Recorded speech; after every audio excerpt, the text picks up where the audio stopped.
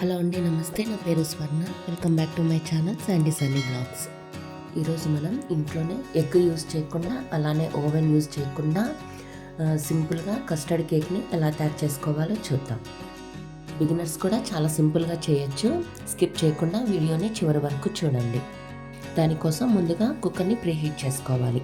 కుక్కర్ని స్టవ్ పైన ఉంచి మంటని మీడియం ఫ్లేమ్లో ఉంచి ఒక 10 నిమిషాలు వేడి చేసుకోవాలి. ఇప్పుడు ఒక మిక్సింగ్ బౌల్లోకి 1.5 కప్పు దాకా మైదా తీసుకోవాలి. అలానే మిక్సీ జార్లో 1 కప్పు పంచదార, కొద్దిగా దాల్చిన చెక్క వేసి ఇట్లా ఫైన్ పౌడర్ చేసుకొని దాన్ని కూడా మిక్సింగ్ బౌల్లోకి వేసుకోవాలి.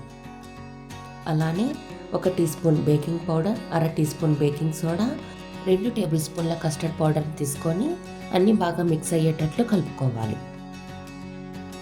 ఈ పౌడర్స్ అన్నీ బాగా మిక్స్ అయ్యాక ఇందులోకి 1/2 కప్పు దాకా నూనెని వేసుకోవాలి. ఇది సన్ఫ్లవర్ ఆయిల్ మాత్రమే వాడాలి, వేరే ఏది యూజ్ చేయకూడదు. తర్వాత 1 కప్పు పాలను తీసుకొని కొద్దిగా వేసుకుంటూ మనం కలుపుకోవాలి. ఈ కేక్ మిక్స్ చేసేటప్పుడు ఒకే డైరెక్షన్లోనే కలుపుకోవాలి.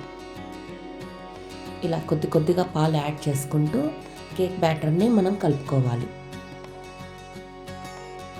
చూడండి, కన్సిస్టెన్సీ ఇలా ఉండాలి. తర్వాత ఇందులోకి డ్రై ఫ్రూట్స్ పౌడర్ 1/2 కప్పు దాకా తీసుకున్నాను. నేను ఇక్కడ ఆల్మండ్స్, కొద్దిగా కాజూస్ తీసుకొని పౌడర్ చేసుకొని వేసుకున్నాను. తర్వాత ఒక గిన్నెకి ఇలా నూనె అప్లై చేసి పైన మైదాని డస్టింగ్ చేసుకోవాలి. అందులోకి ఈ కేక్ బ్యాటర్ని వేసుకోవాలి. మనం ఇదంతా ప్రిపేర్ చేసే ముందరే కుక్కర్ని ప్రీహీట్ చేసి పెట్టుకుంటే మనకి టైం అడ్జస్ట్ అయిపోతుంది. ఇప్పుడు మంటని పూర్తిగా లో ఫ్లేమ్లో ఉంచుకొని కుక్కర్లో పెట్టి ఒక 40 నిమిషాలు బేక్ చేయాలి. కుక్కర్లో నుంచి ఆవిరి బయటికి వెళ్లకుండా చూసుకోండి. ఒక 30 నిమిషాల తర్వాత చూస్తున్నాను. మీరు మాటికి ఓపెన్ చేయకండి. 30 మినిట్స్ టైం పెట్టుకొని చూడండి. 30 నిమిషాల దగ్గర మనకి ఇంకా కేక్ బేక్ అవ్వలేదు, కాబట్టి మరొక 10 నిమిషాలు పెడుతున్నాను. 10 నిమిషాల తర్వాత చెక్ చేస్తున్నాను. చూడండి ఒకసారి. ఇలా నైఫ్కి ఏమాత్రం అంటుకోకుండా రావాలి. ఇలా వస్తే మనకి కేక్ అన్నది పర్ఫెక్ట్గా బేక్ అయినట్లు. ఇప్పుడు స్టవ్ ఆఫ్ చేసుకొని ఒక 10 నిమిషాలు మూత పెట్టేసి తర్వాత బయటికి తీసుకోవాలి.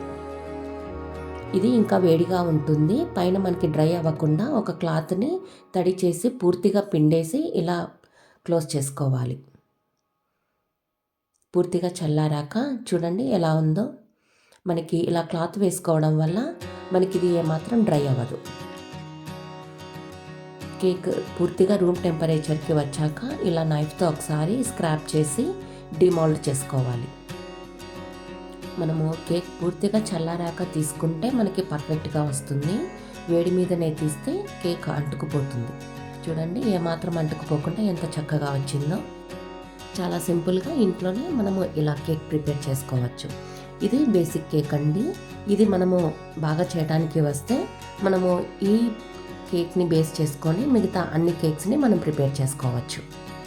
ఈ కేక్లో మీకు కస్టర్డ్ ఫ్లేవర్ కావాలనుకుంటే కస్టర్డ్ పౌడర్ని యాడ్ చేసుకోవచ్చు.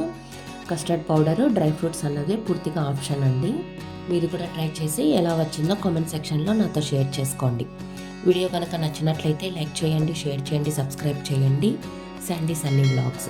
Thanks for watching. Thanks for your time.